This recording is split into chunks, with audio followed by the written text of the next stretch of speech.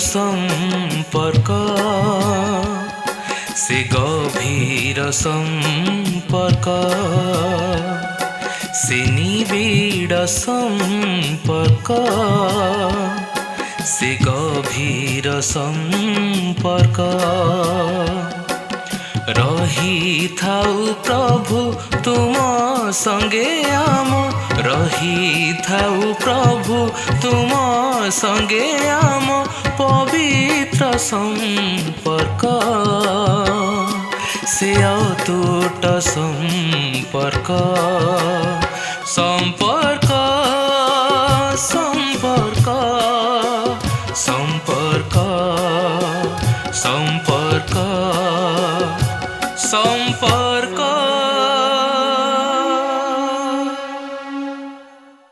नमस्कार प्रिय दर्शक बंधु मु कल्याणी आपण मन को आम संपर्क डिजिटल मीडिया नेटवर्क रो स्पष्ट कथार कार्यक्रम को स्वागत करुछि।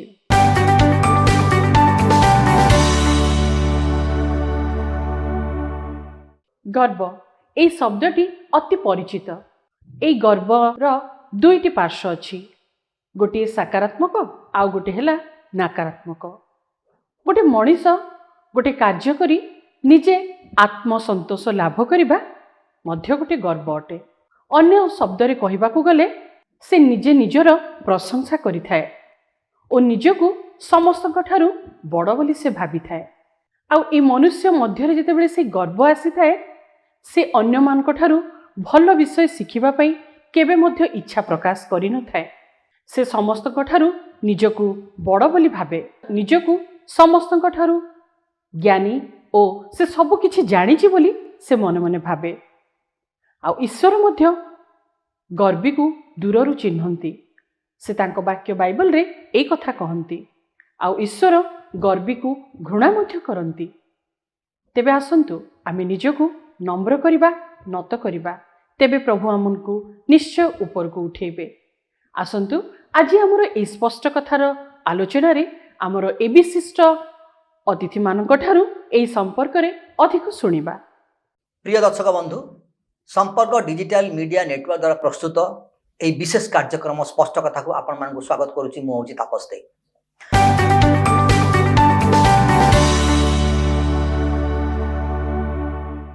गत अध्याय रे आमने देखुतले जे गर्व कोन आ गर्व रहिबा द्वारा एक मनीष जीवन रे कोन कोन हेई थाए। वास्तव रे जो समय आम जीवन रे गर्व प्रथम स्थान नहीं, से समय कौन हुए से आम जीवन को नियंत्रण करे, आम जीवन को से अशांत कर दिए। आउ से गोटे विषय आम परिवार मध्य से अशांतर से वातावरण थाए आ ताहा आम समाज को कौन करे ना कलुषित करे थाए। आसंतु से प्रसंग पर आउ किछि प्रश्न को नहीं आज आम आलोचना करबा।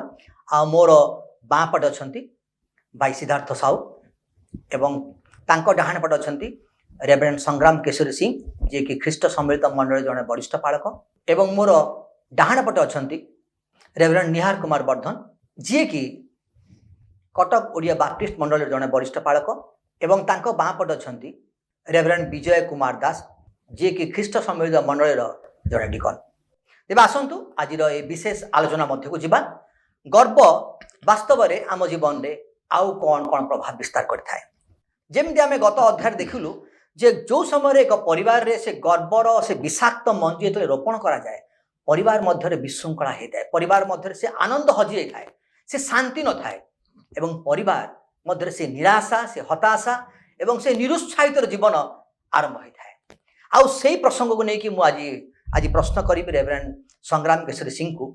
रेवरेंड संग्राम केशरी सिंह, आम गत अध्याय आलोचना करूँ जे जो समय गर्व गोटे परिवार मध्य आसे आ परिवार से गर्वर विषाक्त मंजी तले रोपण करा जाए, परिवार मध्य से अशांतर वातावरण थाए, से शांति न थाए, आनंद न थाए।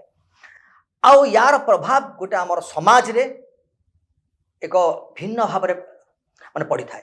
ए विषयटा को मु गत अध्याय रेवरेंड आमर विजय दास को पचारुली, आपण मध्य से प्रश्न पचारुछि, याको आपण केम देखुछथि? गर्व गोटे एमती विषय जोटा कि कह गले सर्वसाधारण कठारे अछि। आज्ञा एठी सान बड़ समस्त पाखरे खाली फरक होछि कि काहा पाखरे बहु परिमाण में देखा जाए तो काहा पाखरे कम परिमाण में थाए, किंतु गर्व प्राय समस्त कठारे थाए। परिवार रे रहुथवा लोकमान ठारे मध्य थाए किंतु आपनकर प्रश्न थिला जे परिवार मध्यरे थिबा गर्व अहंकार रो विषय समाज मध्यरे केमते व्यापी जाए आज्ञा कथा होची कोन गर्व गोटे एमितिका गोटे विषय जोटा कि आमे केवल अन्य मान को ठारे सबले देखिबा को पाई थाओ आज्ञा निज ठारे देखिबा को पाई न थाओ आज्ञा आ अन्य मान ठारे थिबा गर्व को आम माने ग्रहण करिया को चाहि न थाओ ए बड़ गर्विटा ता संगे संपर्क रखिया को चाहि न थाओ आज्ञा आ एटा आम मान को परस्पर ठारू दूरेई रखे फल रे आम मान को परस्पर मध्यरे थिबा संपर्क बाधा प्राप्त हुए आज्ञा आ सेटा परिवार रे घटुथिबारु एवं जेहेतु परिवार गुडी को नै कि समाज आ सेति पाए सेटा संक्रमणकारी रोग भली कौन हे जाए ना गोटे परिवार रु आ गोटे परिवार आज्ञा गोटे व्यक्ति ठारू तार सांग साथी मान पाखु आज्ञा एमिति माड़ी माड़ी जाए किंतु कथा होची कोन एटा समस्तन ठारे अल्प बा बहुत परिमाण रे अछि मौका मिलिला क्षणी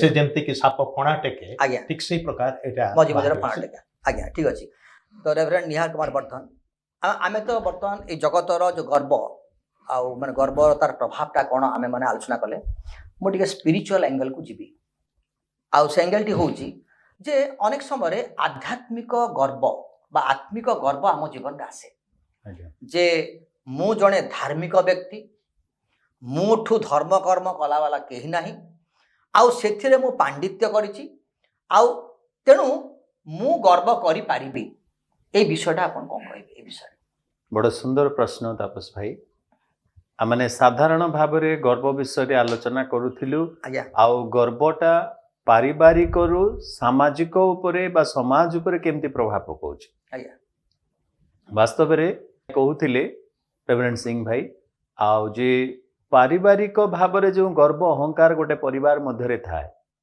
आउ सेही फलटी बा सेही आउटकम टी केवल परिवार रे सीमित रुहे नाही आज्ञा ता पड़ोसी को संक्रमित हुए भाई कहूथिले ता संक्रमित हुए केमती संक्रमित हुए पुणी समाज रो कौन कौन क्षति हुए तार असामाजिकता व्यवहार गोटे आसे आज्ञा अधार्मिकता गोटे व्यवहार गोटे आसे आज्ञा अनैतिकतार विषय मध्य सब विभिन्न दिग खोली जाय आसे आज्ञा कारण गोटे गाँ रे गोटे परिवार जदि गोटे परिवार मध्य जड़े जदि गर्वी अहंकारी अच्छी से गाँ टाको संपूर्ण रूपे प्रभावित मध्य करि पारे आज्ञा ठीक सही परी आध्यात्मिक विषय रे मध्य गर्व अहंकार देखा जाए आज्ञा तेबे मु ईश्वरंकर वाक्य रे जणे बड़ जाजकंकर परिवार कथा हमें देखु एली जाजक आज्ञा एली जाजक एते नम्र थिले प्रभुंकर महान दास थिले प्रभु तांको मनोनीत करथिले सत किंतु तांको कोଳରେ जो संतान माने जात हेले पोजीशन मध्य पाइले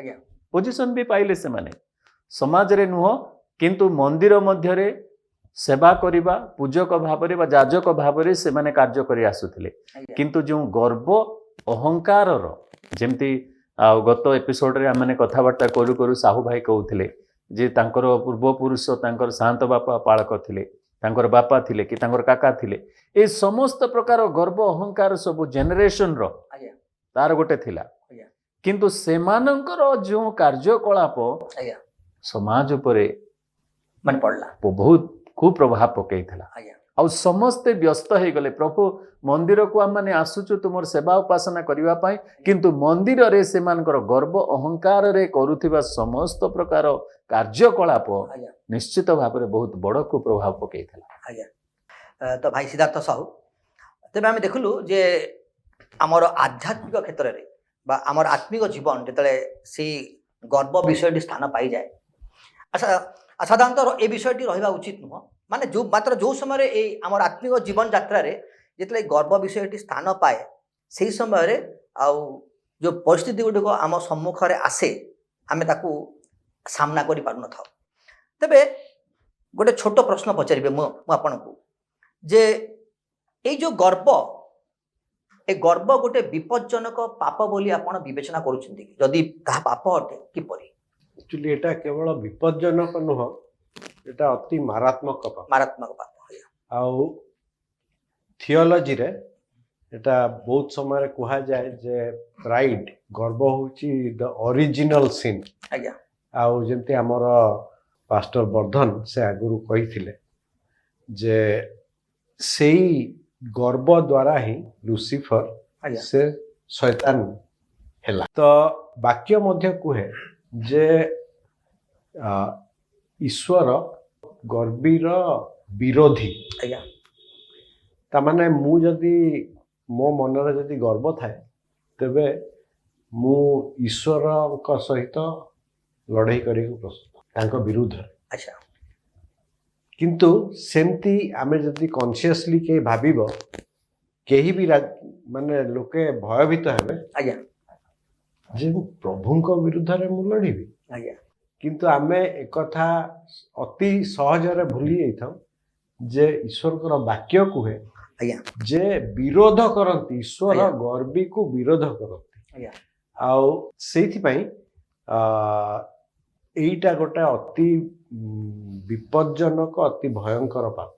ଆଜ୍ଞା କ'ଣ ପାଇଁ ନା ଆମେ ଡାଇରେକ୍ଟଲି ସିଧାସଳଖ ଭାବରେ ଈଶ୍ୱରଙ୍କର କ୍ରୋଧକୁ ଇନଭାଇଟ୍ କରୁଛୁ, ଡାକି ନିମନ୍ତ୍ରଣ କରୁଛୁ। ଆମନ୍ତ୍ରିତ କରୁଛୁ ଆମର ଗର୍ବ ଦ୍ୱାରା। ସେଇଟା ଆମେ ସହଜରେ ଲୋକମାନେ ଭାବନ୍ତି। ଠିକ୍ ଅଛି ରେଭରେଣ୍ଡ ବିଜୟ ଦାସ ଯେମିତି କହିଲେ ଯେ ଗର୍ବ ହେଉଛି ଏହା ଏପରି ଏକ ବିଷୟ ଯାହା ଈଶ୍ୱରଙ୍କ ବିରୁଦ୍ଧରେ ପାପ ଅଟେ ବା ଯୁଦ୍ଧ ଅଟେ। ଏ କଥାରେ ଆପଣ ଏକମତ ହେଉଛନ୍ତି? ହଁ, ଏହା ନିଶ୍ଚୟ ସତ। ଯେତେବେଳେ ଗର୍ବୀ ମନୁଷ୍ୟ ତାର ସମସ୍ତ ପ୍ରକାର ଆଚରଣ ବ୍ୟବହାର ଆଜ୍ଞା ଦ୍ୱାରା ଯେପରି ସେ ତାର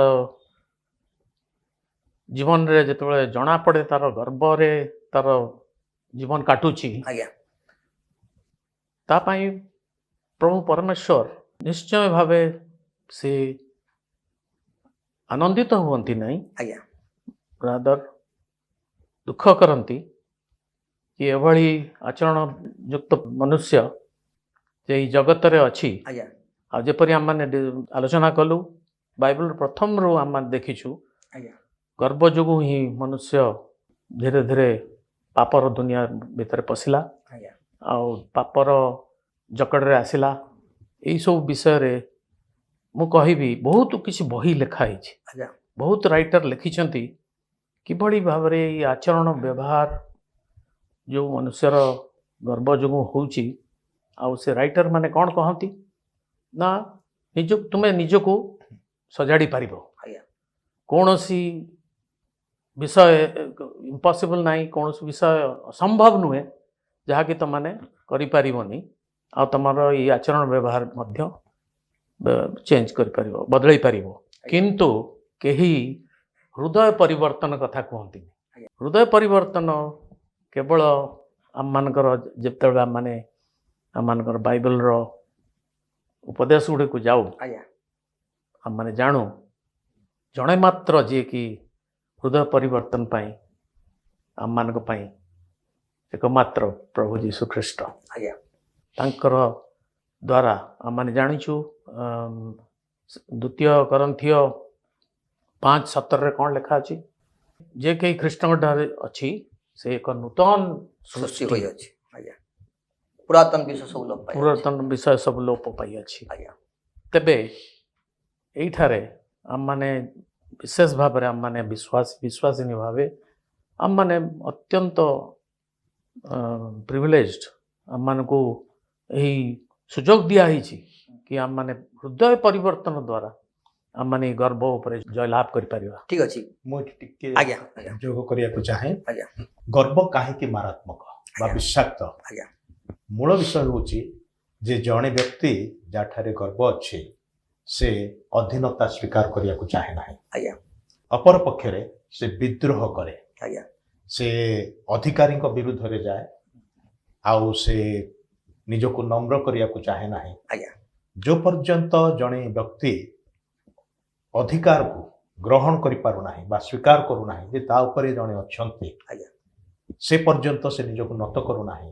ଆଜ୍ଞା ତାମାନେ ସମସ୍ୟାଟା ସେଠି ଅଛି। ଆଜ୍ଞା ଆଉ ସେଇ ସମସ୍ୟାଟା ତାକୁ ବିଲକୁଲ ସାହାଯ୍ୟ କରିବ ନାହିଁ ଆଜ୍ଞା ଏବଂ ତାର କୁପ୍ରଭାବ ଅନ୍ୟମାନଙ୍କ ଉପରେ ପଡ଼ିଲେ ଆଉ ସମ୍ପର୍କରେ ବହୁତ ବାଧା ସୃଷ୍ଟି ହୁଏ। ଏକ ତ ଅଫିସ ମାନଙ୍କରେ ଏଥିପାଇଁ ପ୍ରୋବ୍ଲେମ ହୁଏ, ଆଜ୍ଞା କମ୍ପାନୀ ମାନଙ୍କରେ ବା କାରଖାନା ମାନଙ୍କରେ ହଉ ବା ଯେକୌଣସି କ୍ଷେତ୍ରରେ, ବ୍ୟବସାୟିକ କ୍ଷେତ୍ରରେ ବି ହଉ, ଆଉ ପରିବାର ମଧ୍ୟରେ ମଧ୍ୟ। ପରିବାର ମଧ୍ୟରେ କଥା ଯଦି ଦେଖିବା, ବାପା ମା ବି ନିଜେ ଜନ୍ମ କରିଥିବା ପିଲାମାନଙ୍କ ଠାରେ ଯଦି ଗର୍ବ ଅହଙ୍କାରକୁ ବେଶୀ ପରିମାଣରେ ଦେଖନ୍ତି, ନିଜର ଜନ୍ମ କରିଥିବା ପିଲାମାନେ କିନ୍ତୁ ସେମାନେ ଗ୍ରହଣ କରିବା ପାଇଁ ପସନ୍ଦ କରନ୍ତି ନାହିଁ। ଆଜ୍ଞା କାରଣ ଅନ୍ୟଠାରେ ଥିବା ଗର୍ବ ଆମକୁ ଭଲ ଲାଗେ ନାହିଁ। ତ ସେଥିପାଇଁ ଏଇଟା ଏ ପ୍ରକାର ଗୋଟେ ମାରାତ୍ମକ ବିଷାକ୍ତ ବିଷୟ ଯୋଉଟା ମନୁଷ୍ୟକୁ ଈଶ୍ୱରଙ୍କ ଠାରୁ ଦୂରକୁ ନେଇଯାଏ ଏବଂ ମନୁଷ୍ୟକୁ ପରସ୍ପର ଠାରୁ ମଧ୍ୟ ଦୂରକୁ ନେଇଯାଏ। ଠିକ ଅଛି, ଗୋଟେ ଛୋଟ ବିରତିର ସମୟ ଆଉ ଗୋଟେ ଛୋଟ ବିରତି ନେଇଯିବା। ବିରତି ପରେ ପୁଣି ଏ ପ୍ରଶ୍ନକୁ ଆମେ ଆଗେଇ ନେବା। ତେବେ ଦର୍ଶକ ବନ୍ଧୁ, ଆପଣମାନେ କୁଆଡ଼େ ଯିବେନି, ଗୋଟେ ବିରତିର ସମୟ। ଆପଣମାନେ ଦେଖୁଥାନ୍ତୁ ସମ୍ପର୍କ।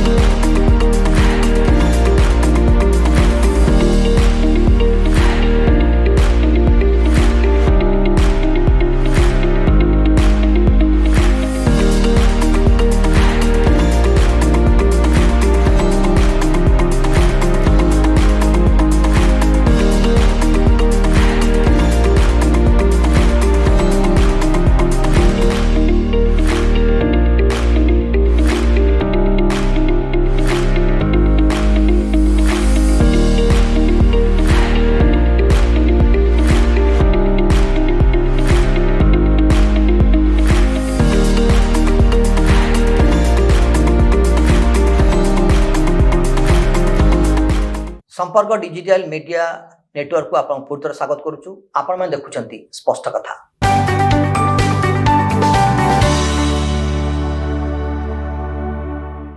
ब्रेक पूर्वरु जेमती मो रेफरेंस संग्राम सिंह कहउतले जे माने गर्व विषय रे आउ गर्व होची एक मारात्मक विषय आउ जहा कि आम जीवन एतले ए विषयटा को जेतले ए मारात्मक विषय आम जीवन रे हुए आम जीवन रे केवल जे प्रभाव विस्तार करे न आम चारि पाखर जो वातावरण को मध्य से नष्ट कर दिए।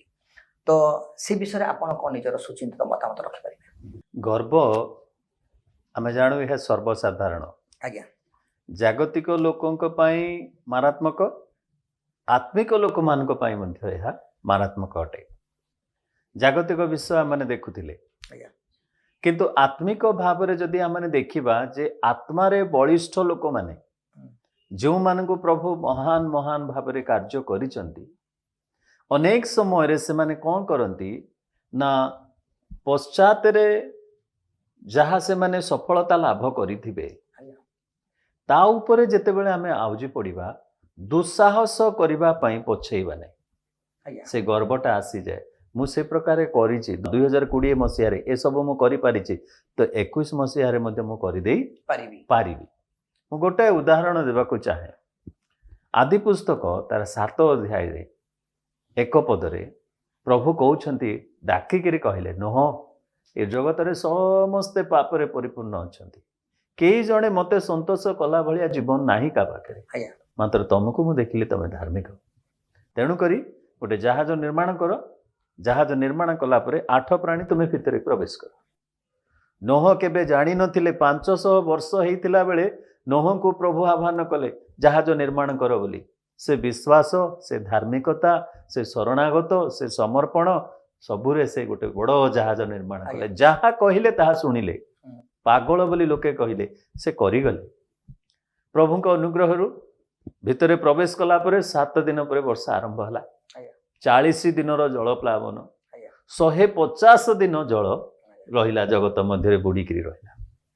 150 दिन जेते बेले जगत जल रे बुड़ीकी रहिला से समय रे नोह बुड़िले नाही किंतु बाहरी के आसिले।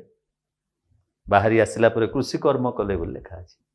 कृषि कर्म कला परे गोटिए ग्लास जल रे से बुड़ी गले। 150 दिन रो जल रे जे कि बुड़ी पारि नथिले से गर्व दुस्साहस गोटिए ग्लास रो जल ताको बुड़ी देला। से होची आत्मिक प्रभु जो मानकु उन्नत करी व्यवहार करिथांती बेले बेले सही सफलता जदि आमने तारी उपरे आउजी पड़िबा तेबे दुस्साहस करी गर्व सकाशु अहंकार सकाशु आमर पतन निश्चित।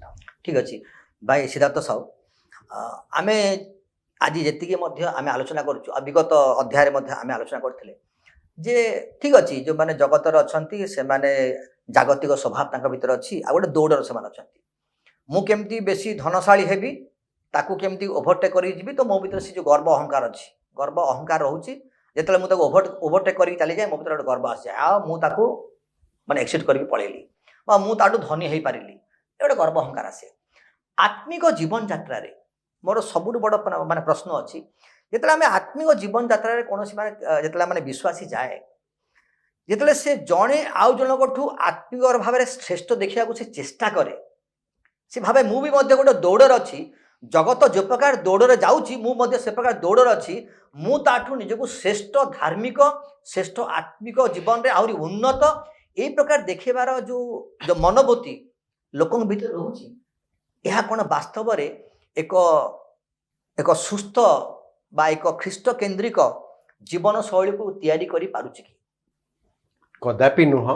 ଏଟା ସମ୍ଭବ ନୁହଁ ଯେ ଯେତେବେଳେ ଜଣେ ଆଧ୍ୟାତ୍ମିକ ମନୁଷ୍ୟ ମଧ୍ୟ ଯେତେବେଳେ ଆତ୍ମକୈନ୍ଦ୍ରିକ ହେଇଯାଏ, ସେ କେବେ ନିଜେ ସୁସ୍ଥ ରହିବନି, ଆଉ ସେ ସୁସ୍ଥ ସମାଜ ମଧ୍ୟ ସୃଷ୍ଟି କରି ମାନେ ସୃଷ୍ଟି କରିବାକୁ ସାହାଯ୍ୟ କରିପାରିବନି। ଏଇଟା ଆକ୍ଚୁଆଲି ଆମର ଏଇ ଆଧ୍ୟାତ୍ମିକତା ଭିତରେ ଆମକୁ ଗୋଟିଏ ଜିନିଷ ଜାଣିବାକୁ ପଡ଼ିବ ଯେ ଯୋଉଟା ଇଂରାଜୀରେ ଆମେ କହୁଛୁ ରିଲିଜିୟସ୍ ସ୍ପିରିଟ୍, ମାନେ ଏଟା ହେଉଛି ଗୋଟେ ଧର୍ମ କର୍ମର ଆତ୍ମା।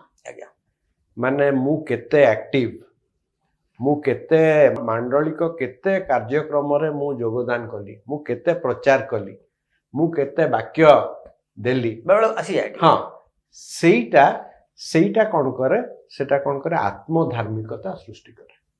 ଆଉ ସେଇଟା ପ୍ରକୃତ ଆଧ୍ୟାତ୍ମିକତା ନୁହେଁ। ଯୋଉ ଆଧ୍ୟାତ୍ମିକ ଭାବ ଯୋଉଟା ଈଶ୍ୱରଙ୍କଠୁ ଆସିଥାଏ, ଯୋଉକୁ ଆମେ ଇଂରାଜୀରେ କହିପାରିବା ଟ୍ରୁ ସ୍ପିରିଚୁଆଲିଟି, ଯେତେବେଳେ ଟ୍ରୁ ସ୍ପିରିଚୁଆଲିଟି ଜଣଙ୍କ ପାଖରେ ଥାଏ, ତେବେ ସେ ନମ୍ର ଆଚରଣ ତାର ଅଟୋମେଟିକାଲି ଦେଖାଯିବ। ଯେମିତି ଆମେ ସାନବେଳୁ ଶୁଣିଛୁ ଯେ ଗୋଟେ ଗଛରେ ଫଳ ବେଶୀ ହେଲେ ସେ ଡାଳ ଗୁଡାକ ନଇଯାଏ, ଉପରକୁ ଉଠେନି। ଆଉ ଯୋଉ ଗଛରେ କିଛି ଫଳ ନାହିଁ ତାର ସବୁ ଉପରକୁ ଯାଇଥିବ। ତ ସେଇ ଯୋଉ ରିଲିଜିୟସ୍ ସ୍ପିରିଟ୍ କିମ୍ବା ଧର୍ମ କର୍ମର ଆତ୍ମା, ଏଇଟା ଆମର ସମାଜରେ ବହୁତ ବେଶୀ ଦିନକୁ ଦିନ ବ୍ୟାପି ଚାଲିଛି।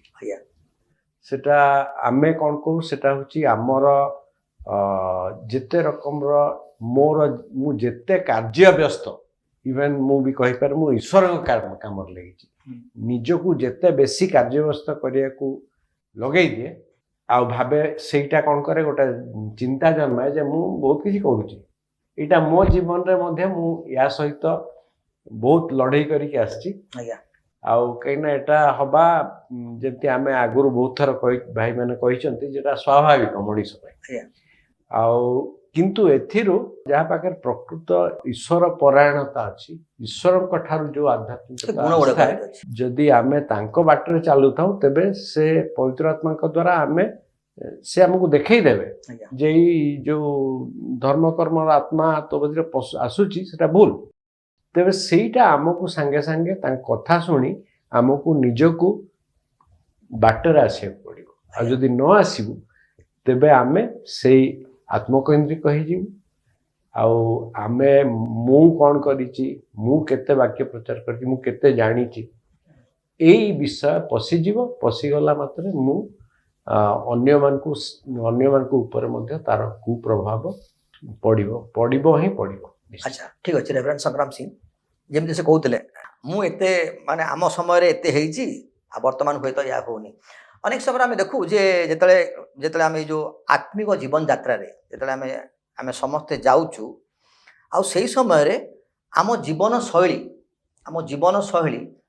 ମୁଁ ଯେଉଁ କିଛି ସମୟ ପୂର୍ବରୁ ଯୁବାପିଢ଼ି କଥା କହୁଥିଲି, ଯେଉଁ ଯୁବାପିଢ଼ି ଆଜି ଯୁବାପିଢ଼ି ଯଦି ଶିକ୍ଷଣୀୟ ବିଷୟ ତାଙ୍କ ପାଖରେ ନାହିଁ ବା କିଛି ଶିଖିପାରୁନାହାନ୍ତି, ତାର ମୂଳ କାରଣ ଯେ ଆମେ ସେ ପ୍ରକାର ଏକ ପରିବେଶକୁ ମଧ୍ୟ ଗଠନ କରିପାରିନୁ ଯେତେବେଳେ ଆତ୍ମିକ ଜୀବନ ଯାତ୍ରାରେ ଜଣେ ଯାତ୍ରା କରୁଛି। ତେବେ এই ସମସ୍ତ ବିଷୟ ଯେମିତି କହୁଥିଲେ ଯେ ଆମେ ସ୍ୱାର୍ଥ କେନ୍ଦ୍ରିକ ଜୀବନ ଆମ ଭିତରେ ରହୁଛି, ଜଣେ ସ୍ୱାର୍ଥ କେନ୍ଦ୍ରିକ ଜୀବନ ଅତିବାହିତ କରି ଆତ୍ମିକ ଜୀବନ ଅତିବାହିତ କରିବାର ଯେଉଁ ଚିତ୍ର ଆମ ଆଗରେ ଆସେ, ତାହା ଏକ ମାରାତ୍ମକ ବୋଲି ଆପଣ ବିବେଚନା କରୁଛନ୍ତି? ହଁ, ନିଶ୍ଚୟ। ଯୋଉଠି ବି स्वार्थ केन्द्रिक विषय आसीगला आज्ञा आउ गर्व अहंकार संगे स्वार्थर घनिष्ठ संपर्क आज्ञा जदि गर्व अहंकार अच्छे माने से मूलतः जड़े स्वार्थ केन्द्रिक व्यक्ति अच्छा किछि पाइबा उद्देश्य रे से पाइबा उद्देश्य थाउ कि निजको देखैबा उद्देश्य थाउ आज्ञा माने जोटी कि से आत्म प्रतिष्ठा को अग्राधिकार दिए आज्ञा अन्य मान को अग्राधिकार दिए नाही विशेष कर ईश्वर को मध्य अग्राधिकार दिए नाही आउ जदि आत्मिक जीवन यात्रा रे से निजको भाबे जे मो भली आत्मिक केहि नाही आउ एई विषयटा को प्रभु यीशु बहुत जोर रे विरोध करुथले आज्ञा कारण तांकर से पार्थिव जीवन काल रे जतो से लोक मान को शिक्षा दउथिले लोक मान को मध्य मंगलर कार्य सब करुथले सेही समय रे आ गोटे श्रेणीर लोक थिले जो मान को कि फारूसी बोली कहा जाउथला ता माने से माने जनसाधारण को ठारू धर्म कर्म क्षेत्र रे बहुत उच्च रे ईश्वर देइथिबा नियम कानून को से माने आक्षरिक भाव रे मानुथिले आ से माने अन्य मान को मध्य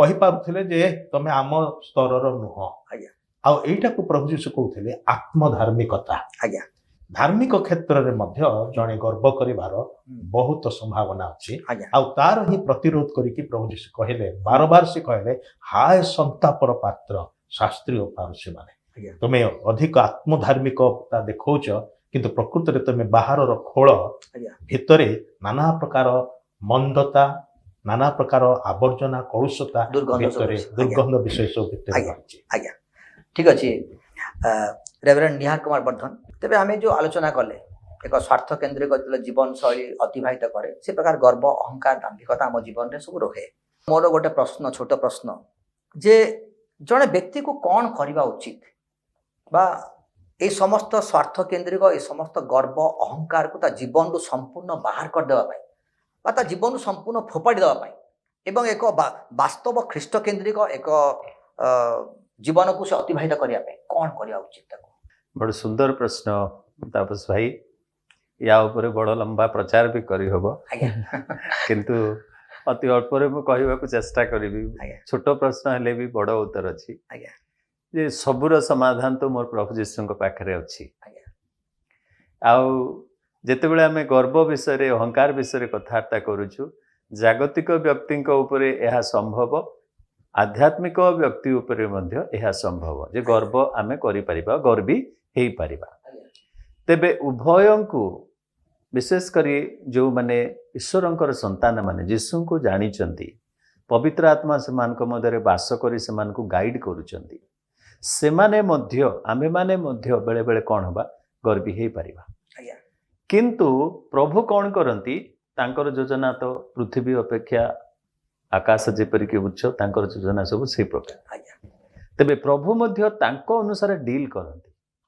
ईश्वरंकर लोक माने जो माने प्रभु को जानी चंती से माने जे आउ पथरु हटि जिबे बा खसड़ा पथरे खसी जिबे से कथा प्रभु चाहंती नहीं प्रभु कौन करती से मान को गोटे गोटे चटकणा दियंती गोटे पद पढ़ी जदि आपण माने अनुमति देबे द्वितीय कोरिन्थीय 12 अध्याय जदि तार 7 पद पढ़िबा प्रेरित पाउल कहउछन्ति जे मु जेपरि अतिशय गर्वी न हेबी सेते पई प्रभु मते कंटक देइछन्ति से प्रार्थना करबा को आरंभ कले आ प्रार्थना रे प्रभु तांको एई उत्तर देले जे मोर अनुग्रह तुम पई यथेष्ट जणे आध्यात्मिक व्यक्ति जेतेबेले गर्व अहंकारी हुए प्रभु तांको बाट को आनिबा पई अनेक माध्यम दे नियंती आ सेतेबेले से जानिबा दरकार जे प्रभु मते कौन कहउछन्ति कि प्रकार भावरे मु निजको नम्र करिवि बोधे मु गर्वी हो जाउची जाकुब सही कथा लिखंती जाकुब गोटे प्रैक्टिकल राइटर से तार 4 पर्वर 6-7 पद पढ़ी किंतु से मध्य अधिक अनुग्रह दान करती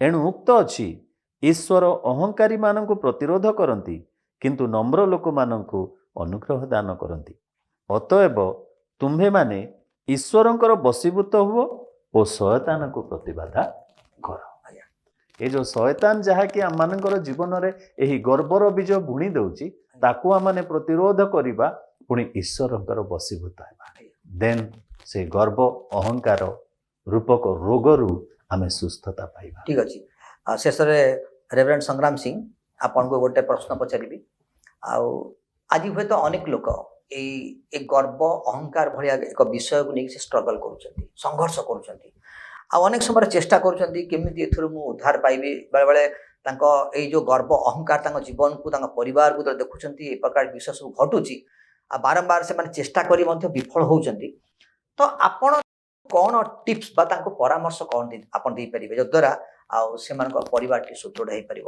ଆଉ ଏଇ ପ୍ରକାର ଏକ ଭୟଙ୍କର ଏକ ବିପଜ୍ଜନକ ଏକ ମାରାତ୍ମକ ପାପ ଯୋଉ ପାପରୁ ମଣିଷ ଉଦ୍ଧାର ପାଇବା କଥା ସେଥିରୁ ସେମାନେ ଉଦ୍ଧାର ପାଇପାରିବେ? ଆଚାର୍ଯ୍ୟ ବର୍ଦ୍ଧନ ମହାଶୟ ସେ ଈଶ୍ୱରଙ୍କ ବାକ୍ୟରୁ ଯୋଉ ଶେଷରେ ପଢିକି ଶୁଣେଇଲେ ଆଜ୍ଞା ଯେ ଈଶ୍ୱରଙ୍କର ବଶୀଭୂତ ହୁଅ ଆଜ୍ଞା ଏବଂ ଶୟତାନର ପ୍ରତିବାଧା କର, ଆଜ୍ଞା କାରଣ ତା ପୂର୍ବରୁ ଲେଖାଯାଉଛି ଯେ ପରମେଶ୍ୱର ଗର୍ବିକି ପ୍ରତିରୋଧ କରନ୍ତି କିନ୍ତୁ ନମ୍ର ଲୋକକୁ ଅନୁଗ୍ରହ ଦିଅନ୍ତି। ତାମାନେ ଏଠି ଆମେ ସେ ନିର୍ଦ୍ଦିଷ୍ଟ ଶବ୍ଦ ଗୁଡାକ ଦେଖୁଛୁ, ଗର୍ବୀ, ନମ୍ର, ବଶୀଭୂତ, ପ୍ରତିରୋଧ। ଆଜ୍ଞା ଏଇଟା ମାନେ କ୍ରମାନ୍ୱୟରେ ଗଲା ଭଳି ହଉଛି। ଆଜ୍ଞା ଗର୍ବୀ କୁ ପରମେଶ୍ୱର ପ୍ରତିରୋଧ କରନ୍ତି ଅର୍ଥାତ୍ ଗ୍ରହଣ କରନ୍ତି ନାହିଁ। ଆଜ୍ଞା ଅପର ପକ୍ଷରେ ଯଦି ସେ ନମ୍ର ହବ ଅର୍ଥାତ୍ ଈଶ୍ୱରଙ୍କର ବଶୀଭୂତ ହବ ତାହେଲେ ତା ଭିତରେ ଯେ ଏଇ ଗର୍ବର ମଞ୍ଜି ବୁଣୁଛି ସେ ହେଉଛି ଶୟତାନ। ଆଜ୍ଞା ସେ ତାକୁ ପ୍ରତିବାଧା କରିପାରିବ। ତେବେ ଯେଉଁମାନେ ଏଇ ଯୋଉ ସଂଘର୍ଷରୁ ସେମାନେ ମୁକ୍ତି ପାଇବା ପାଇଁ ଚାହାନ୍ତି ବା ଆମେ ସମସ୍ତେ ଆଜ୍ଞା ଆମମାନଙ୍କର ପ୍ରଥମ ବିଷୟ ହେଉଛି ଈଶ୍ୱରଙ୍କର ଅଧିକାରକୁ ଆମମାନେ ସ୍ୱୀକାର କରିବା ଏବଂ ଈଶ୍ୱରଙ୍କର ଚରଣ ତଳେ ଅଧୀନତାକୁ ଗ୍ରହଣ କରିବା ଯେ ଆମମାନେ ଈଶ୍ୱରଙ୍କର ବଶୀଭୂତ ହେବା ଦରକାର। ଈଶ୍ୱରଙ୍କର ବଶୀଭୂତ ହେବା ପାଇଁ ହେଲେ ନିଜକୁ ନମ୍ର କରିବାକୁ ପଡ଼ିବ। ନମ୍ର ଆଉ ଗର୍ବ ଏ ଦୁଇଟି ପରସ୍ପର ବିପରୀତ ବିଷୟ। ଯଦି ମୁଁ ଗର୍ବକୁ ଜାବୁଡ଼ି ଧରିବି ତାହେଲେ ନମ୍ରତା ମୋ ଠାରୁ ଯେ ପ୍ରକାର ଅନ୍ଧକାର ଆଲୁଅ ଏକାଠି ରହିପାରିବେନି। ସେମିତି ଏ ଦିଟା ବିଷୟ ଜଣଙ୍କ ଠାରେ ଏକା ସାଙ୍ଗରେ ରହିପାରିବ ନାହିଁ। ସେଥିପାଇଁ ଯଦି ଗର୍ବରୁ ମତେ ମୁକୁଳିବାର ଅଛି ତାହେଲେ ଈଶ୍ୱରଙ୍କ ଛାମୁରେ ନିଜକୁ ନତ କରିବାକୁ ହବ। ଆଉ ଈଶ୍ୱରଙ୍କ ଛାମୁରେ ନିଜକୁ ନତ କଲେ ଈଶ୍ୱରଙ୍କ ପାଖରେ ଆଉ ଗୋଟେ କଥା ଲେଖା ଅଛି ଯେ ତୁମେ ପରମେଶ୍ୱରଙ୍କର ବଳବନ୍ତ ବାହୁ ତଳେ ଆପଣାକୁ ନତ କର, ସେ ଯଥା ସମୟରେ ତୁମ୍ଭକୁ ଉନ୍ନତ କରିବେ। ଆମମାନେ ନିଜକୁ ଉପରକୁ ଉଠେଇଥିବା ନିଜକୁ ଉଠିଥିବା ଭାବରେ ଦେଖେଇବା ବଦଳରେ ଈଶ୍ୱରଙ୍କ ଛାମୁରେ ଯଦି ନିଜକୁ ନମ୍ର କରିକି ତାଙ୍କର ବଶୀଭୂତ ହବା ତାହେଲେ ପରମେଶ୍ୱର ଆମମାନଙ୍କୁ ଉଠେଇବେ। ଲେଖାଯାଏ ସେ ଧୂଳିରୁ ମଧ୍ୟ ମନୁଷ୍ୟକୁ ଉଠାନ୍ତି ଏବଂ ସିଂହାସନରେ ବସାନ୍ତି। ସେ ପ୍ରକାର ପରମେଶ୍ୱର ଅଟନ୍ତି। ଅପର ପକ୍ଷରେ ଯେଉଁମାନେ ଗର୍ବ ଅହଙ୍କାର କରିକି ଆକାଶ ପର୍ଯ୍ୟନ୍ତ ଉଠିଲେ ମଧ୍ୟ ପରମେଶ୍ୱର କହନ୍ତି ଆମ୍ଭେ ସେମାନଙ୍କୁ ତଳକୁ ଖସେଇ ଆଣିବା। ଆଉ ଶୟତାନ ମାନେ ଲୁସିଫର ଜୀବନରେ ତାହା ହିଁ ହେଲା। ସେ ସ୍ୱର୍ଗରେ ହିଁ ଥିଲା କିନ୍ତୁ ଅହଙ୍କାର ହିଁ ତାର ପତନର କାରଣ ହେଲା ଯେ ସ୍ୱର୍ଗରୁ ସେ ତଳେ ଖସି ପଡ଼ିଲା। ବାଇଶଦତ୍ତ ସାହୁ ଆପଣ ଶେଷ ପରାମର୍ଶ କ'ଣ ଦେବେ? ଫିଲିପିଓ ତାର 2 ପର୍ବରେ ପାଉଲ 5 ପଦରେ କହୁଛନ୍ତି ଖ୍ରୀଷ୍ଟଙ୍କର ଯେପରି ମନୋଭାବ ଥିଲା ତୁମମାନଙ୍କର ମଧ୍ୟ ସେହିପରି ହଉ। ଆଉ ତାପରେ ସେ କହିଗଲେ ଯେ ଖ୍ରୀଷ୍ଟଙ୍କର କିପରି ମନୋଭାବ ଥିଲା। ସେ ନିଜେ ସାରା ବିଶ୍ୱର ସୃଷ୍ଟିକର୍ତ୍ତା କିନ୍ତୁ ସେ ଈଶ୍ୱରତ୍ୱ ଯୋଉ ତାଙ୍କର ଥିଲା ସେଟାକୁ ଧରି ବସିବା, ଜାବୁଡ଼ିକି ଧରିବା ସେଇଟା ଗୋଟେ ଶ୍ରେୟସ୍କର ବିଷୟ ବୋଲି ସେ ମନେ କଲେନି। ସେ ନିଜକୁ ଖାଲି କରିଦେଲେ। ଆଉ ସେ ଜଣେ ସାଧାରଣ ମନୁଷ୍ୟ ପରି ଏପରି ଗୋଟେ ଧନୀ ପରିବାର ମଧ୍ୟ ଜନ୍ମ ହେଲେନି, ଗୋଟେ ଗରିବ ପରିବାର ଜନ୍ମ ହେଲେ। ଆଉ ଶେଷ ପର୍ଯ୍ୟନ୍ତ ଲେଖା ହେଇଛି ଶେଷ ସେ ନିଜକୁ ପୁରା ଖାଲି କରିଦେଲେ, ଶୂନ୍ୟ କରିଦେଲେ। ଆଉ ଶେଷରେ ନିଜର ଜୀବନ ମଣିଷକୁ ରକ୍ଷା କରିବା ପାଇଁ ଦେଲେ। ତେବେ ଆମେ ଯଦି ନିଜକୁ ପ୍ରଭୁ ଯୀଶୁ ଖ୍ରୀଷ୍ଟଙ୍କର ଅନୁଗାମୀ ବୋଲି ଆମେ କହୁ, ଆମେ ଦାବି କରୁ, ଆଉ ଯଦି ପବିତ୍ର ଆତ୍ମା ଆମ ଅନ୍ତରରେ ବାସ କରନ୍ତି ସେ ସବୁବେଳେ ଆମେ ଯେତେବେଳେ ମଧ୍ୟ ଏଇ ଗର୍ବ ବିଷୟଟା ଆମ ମନରେ ଆସିବ ସାଙ୍ଗେ ସାଙ୍ଗେ ପବିତ୍ର ଆତ୍ମା କହିବେ, ଗଞ୍ଜଣା ଦେବେ ଯେ ପୁଅ ଝିଅ ଏଇଟା ଭୁଲ। ଆଉ ଆମେ ସେତେବେଳେ ସେଇ ପ୍ରଭୁ ଯୀଶୁଙ୍କର ବିଷୟକୁ ମନେ ରଖିବା ଯେ ସେ ଆମର ଗୁରୁ, ସେ ମୋର ଗୁରୁ, ସେ ଆମର ପଥ ପ୍ରଦର୍ଶକ। ଆଉ ସେ ଯେମିତି ନିଜକୁ ନତ କଲେ ଆଉ ଶେଷରେ ତାଙ୍କୁ ଈଶ୍ୱର ତାଙ୍କୁ ଏତେ ଉଚ୍ଚକୁ ଉଠେଇଲେ ତାଙ୍କର ଦକ୍ଷିଣ ପାର୍ଶ୍ୱରେ ତାଙ୍କୁ ସ୍ଥାନ ଦିଆଗଲା। ଆଉ ସେଇ ବିଷୟ ମନେ କରି ଆମେ ନିଜକୁ ଯେତେବେଳେ ଈଶ୍ୱରଙ୍କ ନିକଟରେ ନତ କରିବା, ନମ୍ର କରିବା, ଆଉ ଆମେ ଯେତେବେଳେ ବି ଗର୍ବକୁ ସ୍ଥାନ ଦେଇଛୁ ତା ପାଇଁ ଅନୁତାପ କରିବା, ତେବେ ଈଶ୍ୱର ନିଶ୍ଚୟ କ୍ଷମା ଦେବେ। ଆଉ ନିଶ୍ଚୟ ଆମକୁ ଆମ ଜୀବନରେ ନମ୍ରତା କିପରି ଆମେ ବ୍ୟବହାରିକ ଭାବରେ ଆମ ଜୀବନରେ କାର୍ଯ୍ୟକାରୀ ହବ ସେଇଟା ମଧ୍ୟ ତା ପାଇଁ ମଧ୍ୟ ଈଶ୍ୱର ଅନୁଗ୍ରହ ଦେବେ। ଠିକ୍ ଅଛି। रेभरेंड निहाल कुमार बर्तन आपण शेष टिप्स परामर्श जो मैंने संघर्ष कर कौन देवा चाहिए? मनुष्य मनुष्यर बाह्य देखिकी कहे जे कि ये नम्र कि गर्वी, किंतु प्रभु अंतर देखिबा परमेश्वर। वाक्य लेखा अछि भितरु जहा बाहरे ता ही मनुष्य को अशुचि कर दिए। तेणुकरी सबूर रूट कज होची आम हृदय। ए हृदय को जदि आमे पवित्र करवा शुचि करवा आउ से ही पवित्र परमेश्वर को स्थान देवा तेबे सबु विषयर समाधान से करदेवे। धन्यवाद। आपण माने एस समय धरिकी रहिले आपण मानकर सुचिंतित मतामत देले आम विश्वास करुच्ची जे आपणकर ए मतामत लोक माने ग्रहण करछंती। आ जो माने ए आजिर ए आलोचना को शुणी आम विश्वास करुच्ची प्रभु तांको अंतरे आज कथा करिसंती। आपण समस्त धन्यवाद। आपण माने संपर्क स्टूडियो आसिक निजर बहुमूल्य मतामत देथिबारु संपर्क परिवार पक्षरु आपण समस्त को अशेष धन्यवाद। तेबे दर्शक बंधु मु विश्वास करुच्ची आजिर कार्यक्रमटी आपण निश्चय मन को छुई थिबो। कारण गर्व एपरि एक विषय जहाँ आम जीवन को अधिकार करिथाए, आम जीवन गतिपथ को बदलाई दे थाए। आ जो समय से आमको अधिकार करे आमे ता नियंत्रण थाउ, से आमको नियंत्रण करे। मात्र प्रभु चाहती सी आपण को नियंत्रण करिया। प्रभु चाहती आपण गर्व परिवर्ते निजको नम्र करंतु। ताहेले केवल आपण जीवन जे आनंद आसीबा ता नहे, आपण परिवार सहित समाज मध्य एक सुस्थ समाज गठन हो पारिबो। आज पई समय एटी समाप्त होईछि। जदि आपण मन में कौन प्रश्न थाए ताले स्क्रीन रे डिस्प्ले होतबा ईमेल आईडी किंबा टेलीफोन नंबर आम सहित जोगाजोग करंतु। निश्चित भाव में आपंकर समस्त प्रश्न उत्तर आम आगामी अध्याय रे रखिया पई प्रयास करिबो। तेबे समय एटी समाप्त होईछि। आमको विदाय दियंतु। नमस्कार। दर्शक बंधु आम कार्यक्रमटी तो देखिले, आपण मन को केमती लागिला आम तले दिया जाइथिबा ठिकाना रे आम सहित जोगाजोग करिवे। पुणी आम कार्यक्रम को लाइक शेयर एवं सब्सक्राइब करने को भूलिबे नहीं। आज पई तो समय हो जाइछि, रहिली विदाय दियंतु। नमस्कार। से निबिड़ संपर्क से गभीर संपर्क से निबिड़ संपर्क से गभीर संपर्क रही थाउ प्रभु तुम संगे आम रही थाउ प्रभु तुम संगे आम पवित्र संपर्क से अतुट संपर्क संपर्क संपर्क संपर्क संपर्क संपर्क।